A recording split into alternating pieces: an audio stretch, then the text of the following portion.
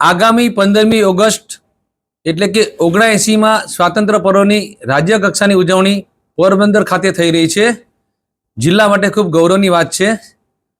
તારીખ 15મી ઓગસ્ટના રોજ સવારે 9 કલાકે માધવાણી કોલેજના ગ્રાઉન્ડ ખાતે માનનીય મુખ્યમંત્રીશ્રીના હસ્તે ધ્વજવંદન થશે।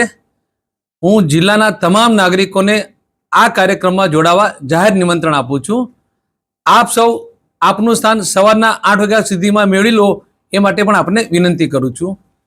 ધ્વજવંદનના કાર્યક્રમમાં રાષ્ટ્રધ્વજને સલામી સાથે ધ્વજવંદન ઉપરાંત જિલ્લા વહીવટીતંત્ર દ્વારા તૈયાર થયેલા સાંસ્કૃતિક કાર્યક્રમો તેમજ પોલીસ વિભાગ તરફથી તૈયાર થયેલા સાંસ્કૃતિક કાર્યક્રમો લોકોને માણવા મળશે અને એક આપણા જીવનનો યાદગાર પ્રસંગ બની રહેશે।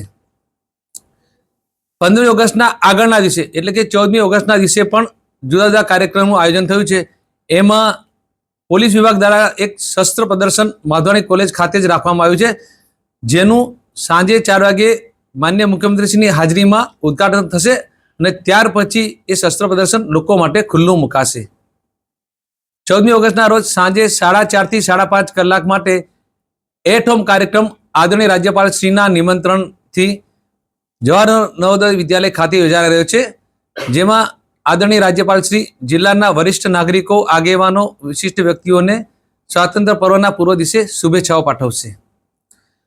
14મી ઓગસ્ટના દિવસે સાંજે 6:30 થી 8:30 કલાક માધવાણી કોલેજ ગ્રાઉન્ડ ખાતે સાંસ્કૃતિક કાર્યક્રમ યોજાઈ રહ્યો છે, જેમાં આદરણીય રાજ્યપાલ શ્રી, માનનીય મુખ્યમંત્રી તથા અન્ય માન્ય મંત્રીશ્રીઓ અને મહાનુભાવો ઉપસ્થિત રહેશે।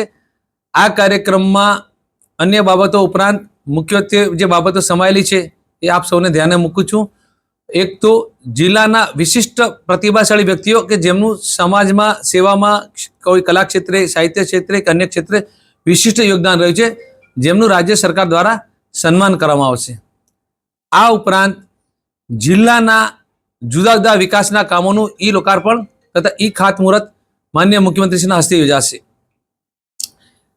ત્યારબાદ એક 65 મિનિટનો ભવ્ય સાંસ્કૃતિક કાર્યક્રમ જે પોરબંદર જિલ્લાના ઇતિહાસ અને એની સંસ્કૃતિ સાથે જોડાયેલો છે, એ કાર્યક્રમનું પણ તેમાં આયોજન થયું છે। તો આ સાંસ્કૃતિક કાર્યક્રમમાં પણ જોડાવા માટે હું જિલ્લાના તમામ નાગરિકોને જાહેર નિમંત્રણ આપું છું।